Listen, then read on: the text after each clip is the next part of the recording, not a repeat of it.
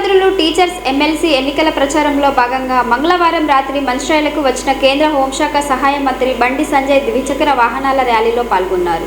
Mancherial IB చౌరస్తాకి చేరుకున్న సంజయ్ని BJP శ్రేణులు గజమాలలతో ఘనంగా సత్కరించారు. అనంతరం తాండ్ర పాపారాయుడు ఫంక్షన్ హాల్లో ఏర్పాటు చేసిన పట్టభద్రుల ఆత్మీయ సమ్మేళనంలో పాల్గొన్నారు. ఎమ్మెల్సీ ఎన్నికల్లో బీజేపీ అభ్యర్థుల్ని గెలిపించాలని కోరారు. కాంగ్రెస్ అభ్యర్థుల్ని చిత్తుగా ఓడించి బీజేపీకి పట్టం కట్టాలని కోరారు. ప్రజలు నరేంద్ర మోడీ పాలనని మెచ్చుకుంటున్నారని తెలిపారు. ఈ కార్యక్రమంలో పట్టభద్రుల ఎమ్మెల్సీ అభ్యర్థి అంజిరెడ్డి, బీజేపీ జిల్లా అధ్యక్షుడు నగునూరి వెంకటేశ్వర్ గౌడ్, మాజీ అధ్యక్షుడు రఘునాథరావు, ఇతర నేతలు, పట్టభద్ర ఓటర్లు పాల్గొన్నారు.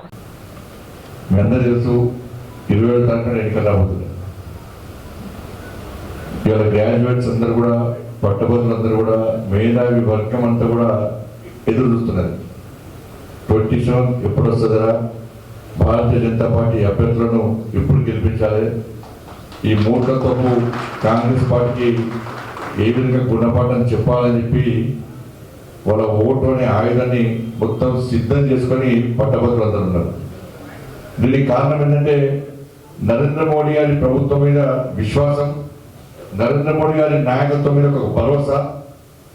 ఈ తెలంగాణ రాష్ట్రంలో భారతీయ జనతా పార్టీ పోరాడిన తీరు, ప్రశ్నించిన తీరు, యుద్ధం చేసినటువంటి తీరు, దాంతోపాటు అధికారంలో ఉన్న కాంగ్రెస్ పార్టీ ఏ విధంగా ప్రజా వ్యతిరేక విధానం పాల్పడుతూ ఈ తెలంగాణ రాష్ట్ర సమాజాన్ని ఏ విధంగా రాసి రంపాన పెడుతుందో దాన్ని చూసిన తర్వాత దీనికి పరిష్కారం ఒకటే, కాంగ్రెస్ పార్టీ గుణపాఠం చెప్పాలంటే భారతీయ జనతా పార్టీని ఎట్టి బస్సులో ఈ ఎమ్మెల్సీ ఎన్నికలు గెలిపించదు తప్ప కాంగ్రెస్ పార్టీకి బుద్ధి రాదు, సిగ్గు రాదని చెప్పి ప్రజలు ఆలోచిస్తున్నారు. కాబట్టి ఈ 3 ఎమ్మెల్సీ ఎన్నికల్లో భారతీయ జనతా పార్టీ అభ్యర్థులు గెలవబోతున్నారు. ఇలా అన్ని రకాలుగా ఈ తెలంగాణ రాష్ట్ర అభివృద్ధికి ఈ 10 సంవత్సరాల కాల వ్యవధిలో 10 లక్షల కోట్ల రూపాయల నిధులను, అభివృద్ధి నిధులు వచ్చిన ఘనత నరేంద్ర మోడీ గారి ప్రభుత్వం అనే విషయాన్ని గుర్తుంచుకోండి. గ్రామాల అభివృద్ధి కానీ, మున్సిపాలిటీ అభివృద్ధి కానీ, మీరు చూడండి, రాష్ట్ర ప్రభుత్వానికి గతంలో సవాల్ చేసినారు, మళ్ళా సవాల్ చేస్తున్నారు. అభివృద్ధి మీద కేంద్రం ఏమిచ్చింది, గతంలో బీఆర్ఎస్ పార్టీ ప్రభుత్వం ఏమిచ్చింది, ఇప్పుడు కాంగ్రెస్ పార్టీ ప్రభుత్వం ఈ సంవత్సరం 14 కాలంలో ఏమిచ్చింది, కేంద్ర ప్రభుత్వం ఏమిచ్చింది, ఎవరి వల్ల అభివృద్ధి జరుగుతుందని చెప్పి చర్చించడానికి ఇలా భారతీయ జనతా పార్టీ సిద్ధంగా ఉంది. కాంగ్రెస్ పార్టీలు సిద్ధమా, ఈ సవాలు స్వీకరిస్తారా, స్వీకరించారా, ఇదే రెఫరెండం గా మీరు సవాలు స్వీకరించి ఎన్నికల్లో పోటీ చేస్తారని చెప్పి మేము సవాలు ఇస్తే అన్ని మూసుకొని పారిపోయారు కాంగ్రెస్ పార్టీ. ఒక కాంగ్రెస్ పార్టీ అభ్యర్థికి నా గడకన్నా ఘాటుకైన పరిస్థితి, తప్పిపోయి పోటీ చేసిన కాంగ్రెస్ పార్టీ కన్ను ఒప్పుకోవడం భయపడుతున్నాయని, బాధపడుతున్నాయని. ఇలా ఏ వర్గం కోసం కూడా కుట్రడం కూర్చోలేదు. 5 సంవత్సరాలు ఇలా రమణ అయిపోయాల మంచిర్యాల, కానీ మంచిర్యాల కొంతమంది దాదాపు చేస్తూ కొందాం చేర్పిడ్డ, ఇంకా కొన్ని 4 నెలలు 3 నెలలు చేస్తారు. మీ ప్రభుత్వం 6 నెలల కంటే ఎక్కువ ఉండే పరిస్థితి లేదు. ఎందుకు లేదంటే ముఖ్యమంత్రి గారు ఐఏఎస్ల మీద వ్యాఖ్యలు చేసిన తర్వాత కాంగ్రెస్ పార్టీలో అంతర్యుద్ధం మొదలైంది. అరే ముఖ్యమంత్రి గారు తప్పు చేయమని ఐఏఎస్ అని చెప్తే ఇలా పరిస్థితి ఏంటి తెలంగాణ రాష్ట్రంలో అంటే అవినీతికి రాష్ట్ర ప్రభుత్వమే ఇలా ప్రోత్సహిస్తుంది అవినీతిని.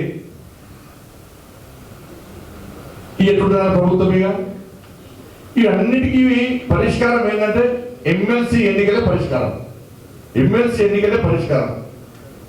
ఇవాళ 2 లక్షల ఖాళీలు ఉన్నాయన్న, 2 లక్షల ఖాళీలు ఇదే ముఖ్యమంత్రి గారు ఎవరైనా ఎన్నికల ముందు వాళ్ళ ఆది నాయకుడు రాహుల్ ఖాన్ గాంధీ ఇవాళ వచ్చి ఏడికి వచ్చేడు ఇవాళ మనం చెప్పినట. నేను తప్పు మాట్లాడినా ఏమన్నా, నేను ఏమనంటే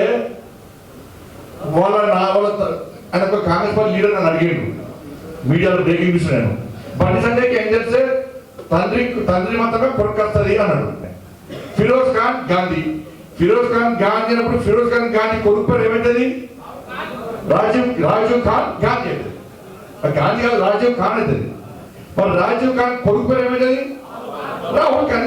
తప్పు చెప్పినా మీరు చెప్పినాకే సమాధానం నేను చెప్పిండే. హిందువులైతే కాదు, మీరు హిందువులైతే కాదు, బీసీ హిందువులలో తుక్కడం కలుపుతా తీసుకొచ్చి మీ అయ్యే జాగ్రత్త, మీ తాత జాగ్రత్త, ఎవరు పుట్టిండు ఎట్లా కలుపుతారు మీరు బీసీలలో హిందువులు ముస్లింలు తీసుకొచ్చి ఎత్తిచ్చిన 42% రిజర్వేషన్ ఇస్తున్నారు బీసీలకు, 42% ఎలక్షన్ ముందు రిజర్వేషన్ ఇస్తున్నారు. ఇలా ఇంతకుముందు 32%, 23% మనకు రిజర్వేషన్ ఉంది అలాగే హిందువులకు, బీసీలకు.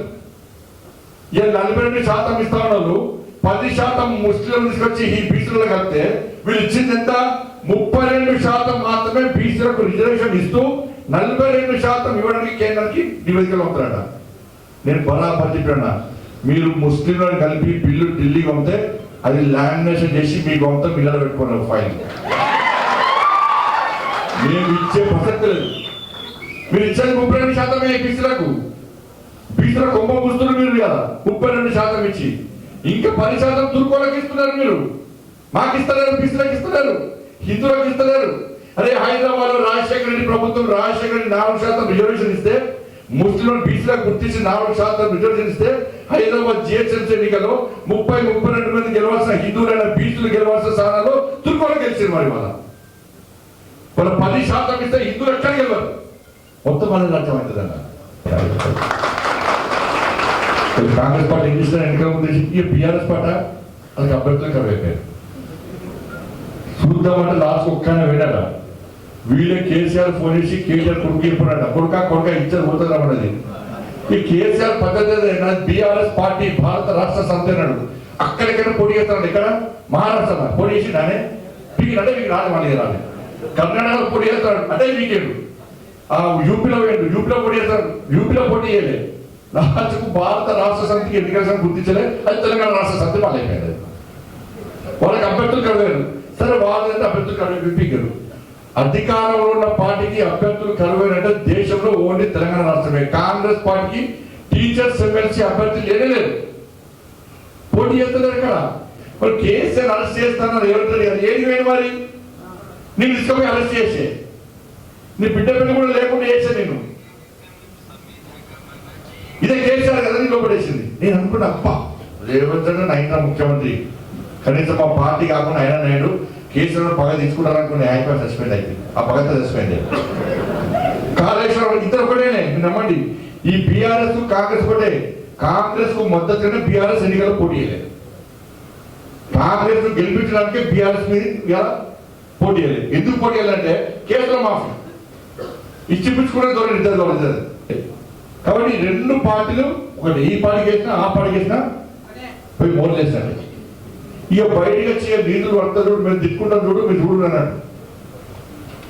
కాబట్టి బీఆర్ఎస్ పార్టీ అనేది ఢిల్లీలో ఉన్న కాంగ్రెస్ పార్టీ అగ్రనాయకులకు ఏటీఎం లెక్క మారింది. ఒక్క స్కామ్ బయటపడితే ₹1 కోట్ల వాళ్ళకి వస్తున్నాయి ఢిల్లీ.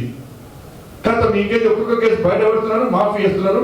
ఒక్క కేసు కూడా కేసీఆర్ కుటుంబాన్ని అరెస్ట్ చేసే దమ్ము ఇలా కాంగ్రెస్ పార్టీకి లేదు. కాబట్టి దయచేసి అన్ని విషయాలు ఆలోచించాడు. వాళ్ళ తెలంగాణ రాష్ట్రంలో ఇవన్నీ డైవర్ట్ చేయడానికి ఒక్కొక్కసారి ఒక కేసు తీసుకొచ్చి డైవర్ట్ చేసారు, మళ్ళీ ఇప్పుడు వేసారు. కులగణనాన్ని స్టార్ట్ చేసారు. ఇక ఈ కులగణనాన్ని స్టార్ట్ చేసి కొరుగుతో తలగొక్కున్నారు రేవంత్ రెడ్డి సర్కార్. ఇలా తెలంగాణ రాష్ట్రంలో బీసీలను బీసీ అని పడుకున్నారు వాళ్ళు. కానీ ఇలా బీసీలు ఏం చేసి ఇవాళ బిడ్డ మమ్మల్ని మోసం చేస్తారు. భారతీయ జనతా పార్టీ బీసీ ముఖ్యమంత్రి అనే బీసీలందరూ బీజేపీకి వస్తున్నారు అని చెప్పి మెల్లగా ఇతను అగ్రవర్ణం కూడా బీజేపీకి వేస్తున్నారు. ఎందుకంటే ఈ తీసుకొచ్చిందే బీజేపీ ప్రభుత్వమే. అగ్రవర్ణాలు బీజేపీ అంటున్నారు, బీసీలు బీజేపీ అంటున్నారు, ఎస్సీలు వర్గీకరణ ఎస్సీలు బీసీ అంటున్నారు, బీజేపీ అంటున్నారు. వాళ్ళకి ఏ వర్గం సపోర్ట్ లేదు, ఒక్కడే వర్గం మైనార్టీ వర్గం అంటున్నారు. వాళ్ళకి జోకులు స్టార్ట్ చేసింది. జోకే చెప్తుండే. నేను చెప్పిన నిన్న బీసీ ఎక్కడ ఉంటారు, బీసీ మా జాతి ఏంది, ఆ జాతి ఏంది.